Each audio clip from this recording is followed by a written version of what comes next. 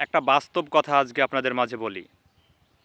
যখন পূজা হয় তখন একটা পাঁঠা সর্বনিম্ন বিক্রি হয় কিন্তু ৮,০০০ টাকা বা এর ঊর্ধ্বেও বিক্রি হয়। এবং যখন মুসলমানদের ঈদ আসে তখন একটি গরু মানে কোরবানি দেওয়ার জন্য কোরবানির সময় একটি গরু বিক্রি হয় সর্বনিম্ন মনে করেন ১,০০,০০০ টাকা। এবার যখন নির্বাচন আসে তখন একটি মানুষ বিক্রি হয়ে যায় মাত্র ৫০০ টাকায়।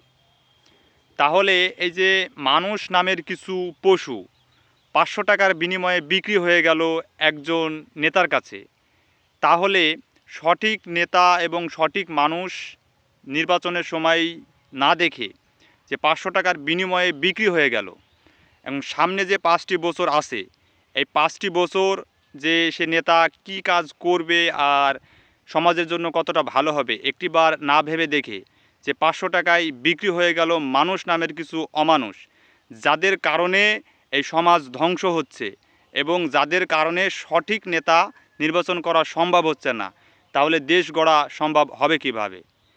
তাহলে একটিবার ভেবে দেখুন ওই পশুগুলোর থেকে মানুষ কতটা অধম। সামান্য ৫০০ টাকার বিনিময়ে বিক্রি হয়ে যাচ্ছে একজন নেতার কাছে। জনগণকে আগে সাবধান হতে হবে, তা না হলে সঠিক নেতা নির্বাচনের মাধ্যমে মানে পাওয়া যাবে না। এটাই হচ্ছে আমাদের সমাজের বাস্তব কথা।